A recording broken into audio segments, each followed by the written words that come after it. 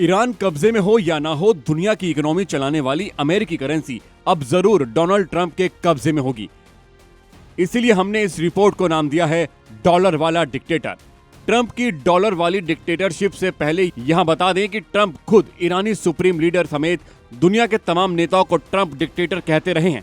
इस नाम पर वेनेजुएला से लेकर लीबिया, अफगानिस्तान और फिलहाल ईरान तक जंग छेड़ चुके हैं। ट्रंप की परिभाषा में डिक्टेटर का मतलब होता है अपनी जनता की नहीं सुनने वाला, अपनी मनमानी करने वाला और सत्ता की कुर्सी पर बने रहने के लिए हर तिगड़म भिड़ाने वाला। तो अब समझिए डिक्टेटर की इस कसौटी पर ट्रंप खुद कैसे खरा उतरते हैं। पहले अपनी ही पार्टी से खुद को अमेरिका फर्स्ट का अवार्ड दिलवाया है, अब अमेरिकी करेंसी पर अपनी दस्तखत का ऐलान करवाया। अपने दूसरे कार्यकाल में ट्रंप ने खुद को इतना अहम साबित कराया है कि उनके लिए अमेरिका का पूरा सिस्टम 165 साल पुरानी परंपरा बदलने को तैयार हो गया। अब अमेरिका में छपने वाले हर डॉलर पर ट्रंप का दस्तखत अनिवार्य होगा।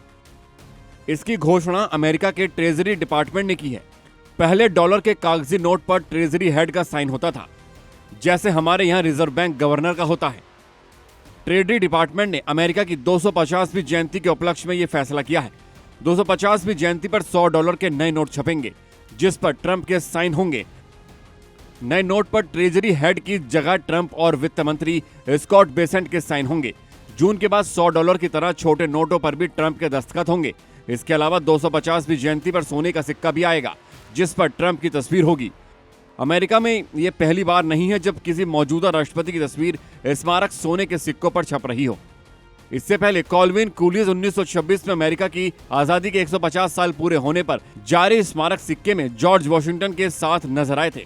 हालांकि अमेरिकी कानून आमतौर पर किसी जीवित राष्ट्रपति की तस्वीर को मुद्रा पर छापने की अनुमति नहीं देता, लेकिन अमेरिका की सत्ता में ट्रंप की हनक देखिए, अपने जिंदा रहते ही सोने के सिक्के पर अपनी फोटो लगाने का फरमान जारी करवा दिया। वैसे ट्रंप के लिए ये कोई नई बात नहीं है, दोमुहापन उनकी फितरत है। एक तरफ वो जंग रुकवाने की बात करते हैं तो दूसरी तरफ अमेरिकी हितों से ज्यादा निजी खुन्नस की वजह से जंग छेड़ते हैं। ईरान जंग ट्रंप की इस फितरत की नई मिसाल है।